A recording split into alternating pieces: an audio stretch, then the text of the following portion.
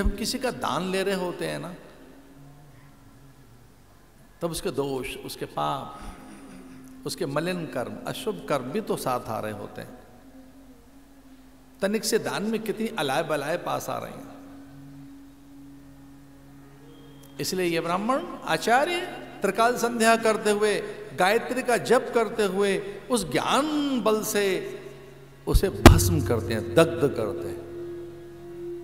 ज्ञान के बल से उसे दग्ध करते हैं, या तप बल से, जप बल से, मंत्र बल से, संकल्प बल से।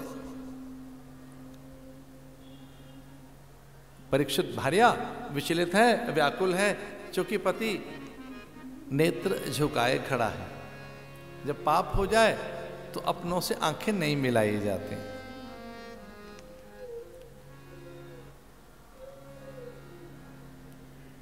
वे तो जानी गई थी कि पति से कोई बड़ा अपराध हो गया है।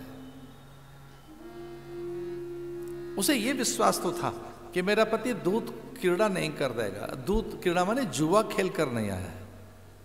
वो अपने पति से कहने लगी कि ये तो मैं जानती हूं कि आप जुए में मेरी संपदा या पूरे राष्ट्र को हार कर नहीं आ गए, क्योंकि आपके पूर्वजों को जुआ खेलने की आदत थी, सारी संपदा हारे बैठे। ये मैं जानती हूं, मेरा पति जुआ नहीं खेल सकता। मेरा पति मद्यपान करके नहीं आया, मदिरा पान करके नहीं आया। स्वप्न में भी मेरे पति के अंतःकरण में परनारी की छाया नहीं आ सकती।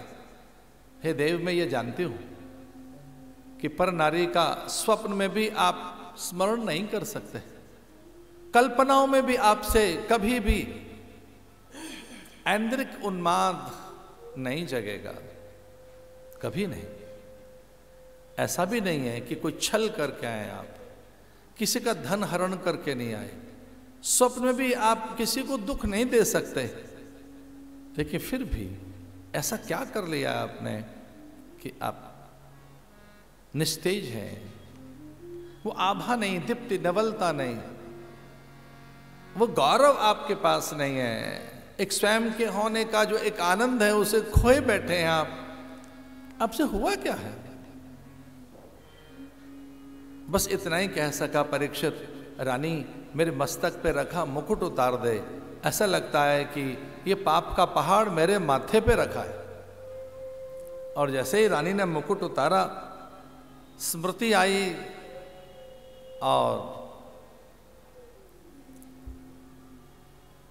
राजा को ज्ञान हो गया कि अधम पाप क्या है।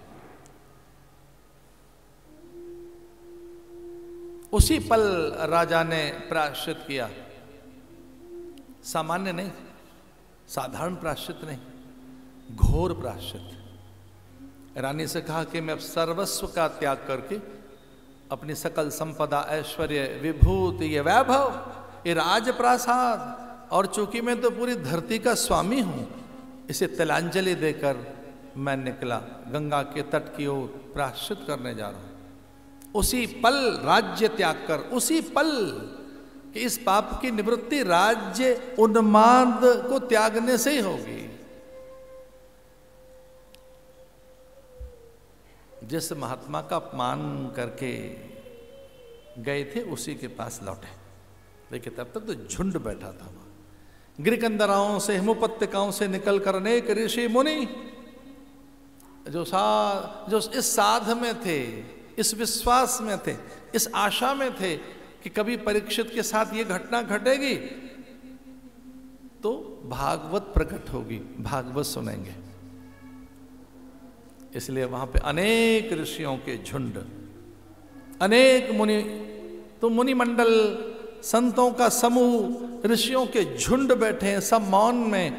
राजा ने साष्टांग प्रणाम किया और राजा ने कहा, जो मुझसे भूल हुई है उसका मैं प्रायश्चित करता हूं।